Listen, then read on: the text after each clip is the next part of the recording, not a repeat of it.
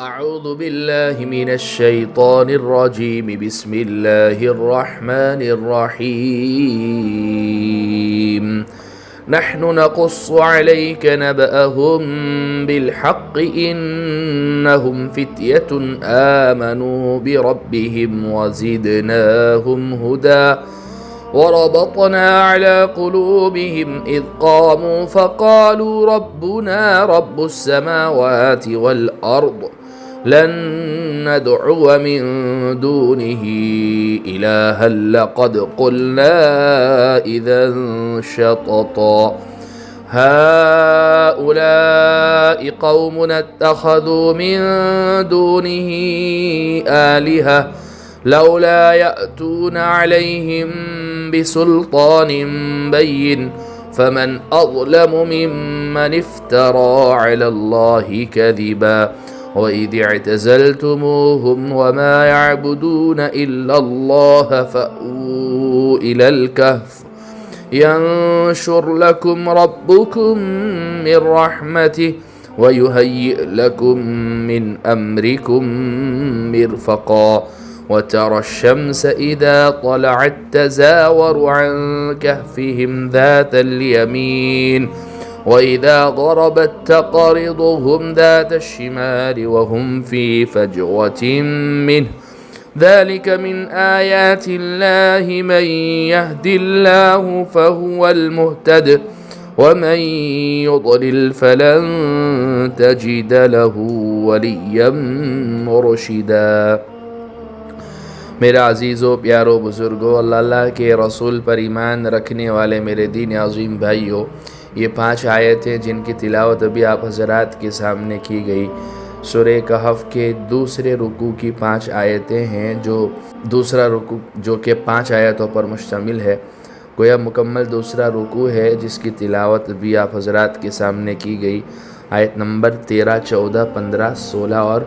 17۔ اللہ سبحانہ و تعالی ارشاد فرما رہے ہیں کہ ہم تمہارے سامنے ان کا یعنی کہ اصحاب کہف کا واقعہ ٹھیک ٹھیک بیان کرتے ہیں۔ یہ کچھ دراصل نوجوان تھے جو اپنے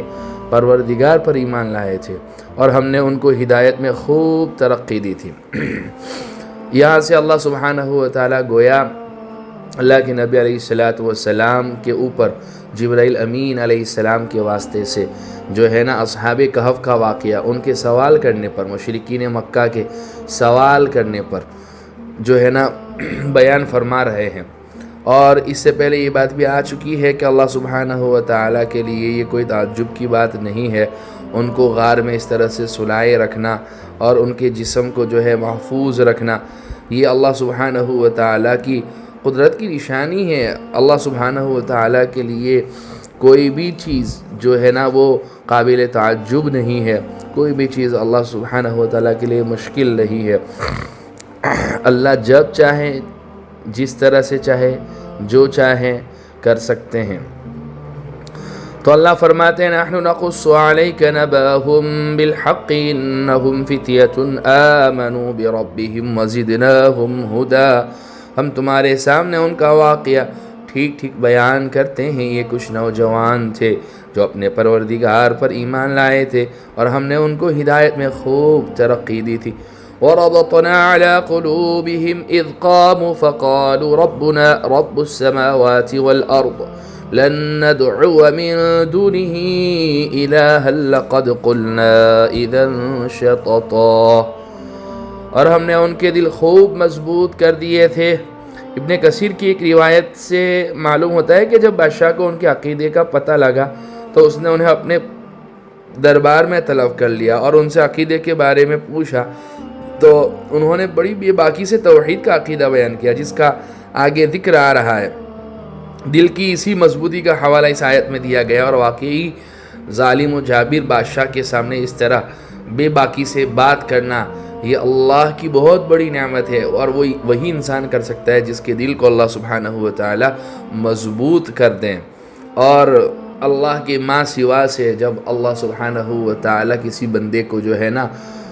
وہ غنی کر دیتے ہیں، بے نیاز کر دیتے ہیں کہ اس کے دل میں صرف اور صرف اللہ کا خوف ہو، اللہ کے علاوہ اور کسی کا خوف نہ ہو، تو پھر اللہ سبحانہ و تعالی جو ہے نا ایسے لوگوں کے دلوں کو جو ہے نا مضبوط فرما دیتے ہیں۔ تو دل کی اسی مضبوطی کا حوالہ اس آیت میں دیا گیا ہے، اور ہم نے ان کے دل خوب مضبوط کر دیے تھے۔ یہ اس وقت کا ذکر ہے جب وہ اٹھے اور انہوں نے کہا کہ ہمارا پروردگار وہ ہے جو تمام آسمان اور زمین کا مالک ہے، ہم اس کے سوا کسی اور کو معبود بنا کر ہرگز نہیں پکاریں گے۔ اگر ہم ایسا کریں گے تو ہم یقیناً انتہائی لغو بات کہیں گے، یعنی انہیں توحید کا مسئلہ 2 اور 2 4 کی طرح واضح ان کے سامنے ہو گیا تھا، اور ان کے دل کو اللہ نے ایمان کے اوپر مضبوط کر دیا تھا۔ یہ بہت ایمان کی پختگی، چاہے حالات کیسے بھی سنگین آ جاوے، کیسی بھی سچویشن آ جائے، ہم تو حکمت اور مصلحت کا بہانہ کر کے نکل لیتے ہیں، اور تھوڑے سے حالات آئے یا تھوڑی سی ایسی ٹیسٹنگ آئی تو ہم لوگ دگمگا جاتے ہیں۔ اللہ ہماری سے حفاظت فرماوے، منافقت سے اللہ ہماری حفاظت فرماوے۔ اللہ سبحانہ و تعالیٰ ان نوجوانوں کا حال کہف سے مشہور ہیں، غار میں پناہ لینے والے حضرات، تو اللہ سبحانہ و تعالیٰ ان کا حال بیان فرماتے ہوئے کہتے ہیں کہ جو ہے نا بادشاہ کے سامنے انہوں نے بے باکی کے ساتھ توحید کا عقیدہ رکھا، اور صاف لفظوں میں کہہ دیا کہ جو ہے نا ہم بتوں کی عبادت نہیں کریں گے، تجھے اپنا معبود نہیں بنائیں گے، اور جو ہے بت پرستی میں مبتلا نہیں ہوں گے۔ یہ تو سراسر غلطی ہوگی اگر ہم اس طرح سے کریں۔ اگر ہم ایسا کریں گے تو ہم یقیناً انتہائی لغو بات کہیں گے۔ هؤلاء قوم اتخذوا من دونه آلهة لولا يأتون عليهم بسلطان بين فمن أظلم ممن افترى على الله كذبا۔ یہ ہماری قوم کے لوگ ہیں جنہوں نے اس پروردگار کو چھوڑ کر دوسرے معبود بنا رکھے ہیں۔ اگر ان کا عقیدہ صحیح ہے تو اپنے معبودوں کے ثبوت میں کوئی واضح دلیل کیوں پیش نہیں کرتے؟ بھلا اس شخص سے زیادہ ظالم کون ہوگا جو اللہ پر جھوٹ باندھے؟ یعنی اللہ کی خدائی میں شریک کرنا، اس سے بڑا جھوٹ کیا ہو سکتا ہے، اس سے بڑا الزام کیا ہو سکتا ہے، اور اس سے بڑی نافرمانی کیا ہو سکتی ہے کہ ایک انسان اللہ سبحانہ و تعالیٰ کی خدائی میں کسی اور کو اپنا معبود بنائے اور اللہ کی خدائی میں اور کسی کو شریک کرے۔ اس سے بڑا ظلم کوئی نہیں ہو سکتا۔ اس لیے یہ گناہ اتنا بھاری ہے کہ اللہ سبحانہ و تعالیٰ شرک کے علاوہ سارے گناہ اگر چاہیں تو اللہ سبحانہ و تعالیٰ معاف کر دیں گے، بلکہ اللہ نے خود قرآن میں فرمایا ان اللہ لا یغفر ان یشرک بہ ویغفر ما دون ذلک لمن یشاء۔ شرک کی اگر بغیر توبہ کے انسان رخصت ہو گیا تو اس کی کوئی معافی نہیں ہے، دائمی جہنم ہے، اور بہت برا ٹھکانہ ہے۔ جگہ جگہ اللہ نے جہنم کی حالات کو جہاں ہائی لائٹ کیا ہے وہاں پر یہی بات اللہ سبحانہ و تعالیٰ نے بیان فرمائی۔ اللہ ہماری سے حفاظت فرماوے۔ وَإِذِ اعْتَزَلْتُمُوهُمْ وَمَا يَعْبُدُونَ إِلَّا اللَّهَ فَأْوُوا إِلَى الْكَهْفِ ينشر لكم ربكم من رحمته ويهيئ لكم من امركم مرفقا۔ اور ساتھیو، جب تم نے ان لوگوں سے بھی علیحدگی اختیار کر لی ہے تو ان سے بھی جن کی اللہ کو چھوڑ کر عبادت کرتے ہیں،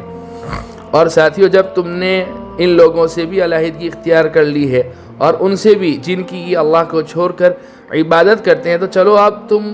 اس غار میں پناہ لے لو، تمہارا پروردگار تمہارے لیے اپنا دامن رحمت پھیلا دے گا اور تمہارے کام میں آسانی کے اسباب مہیا فرمائے گا۔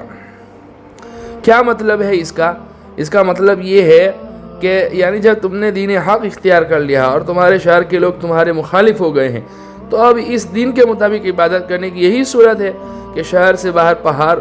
پہاڑ پر جو غار ہے اس میں جا بیٹھو کہ کسی کو تمہارا پتہ نہ چلے، اور تم آسانی سے جو ہے اللہ سبحانہ و تعالیٰ کی عبادت کرتے رہو۔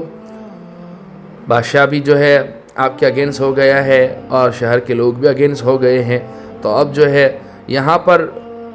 اللہ کے احکامات کے مطابق زندگی گزارنی ہے، تو پھر اب تو ہجرت کرنی پڑے گی۔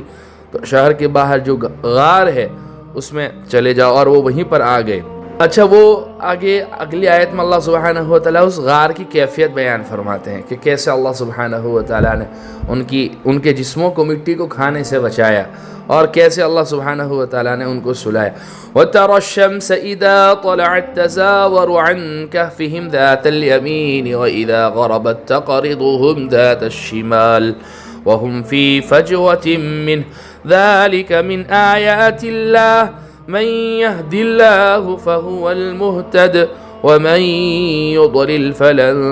تجد له وليا مرشدا۔ اور وہ غار ایسا تھا کہ تم سورج کو نکلتے وقت دیکھتے تو وہ ان کی غار سے دائیں طرف ہٹ کر نکل جاتا، اور جب غروب ہوتا تو ان سے بائیں طرف کترا کر چلا جاتا۔ اس غار کا محل وقوع کچھ ایسا تھا کہ اس میں دھوپ نہیں آتی تھی۔ طلوع آفتاب کے وقت سورج اس کی دائیں جانب ہٹ کر نکل جاتا تھا اور غروب کے وقت بائیں جانب، اور اس طرح یہ لوگ دھوپ کی تپش سے بھی محفوظ رہے، اور اس سے ان کے جسم اور کپڑے بھی خراب نہیں ہوئے، اور دھوپ کے قریب سے گزرنے کی وجہ سے گرمی کے فوائد بھی حاصل ہوتے رہے۔ اور جب غروب ہوتا تو ان سے بائیں طرف کترا کر چلا جاتا، اور وہ اس غار کے ایک کشادہ حصے میں سوئے ہوئے تھے۔ یہ سب کچھ اللہ کی نشانیوں میں سے ایک نشانی ہے، یعنی ان لوگوں کا اس غار میں پناہ لینا، اتنے لمبے عرصے تک سوتے رہنا اور دھوپ سے محفوظ رہنا، یہ سب کچھ اللہ تعالیٰ کی قدرت اور حکمت کی نشانی تھی۔ اللہ سبحانہ و تعالیٰ نے یہ سب سارے انتظامات کر دیے تھے، ورنہ انسان کی جب ڈیتھ ہو جاتی ہے اس کو قبر کے حوالے کیا جاتا ہے تو 3 دن کے اندر جو ہے نا اس کی باڈی کے جو ہے ریزے ہو جاتے ہیں، لیکن 309 سال تک سوئے رہے، اور سوئے رہنے کے باوجود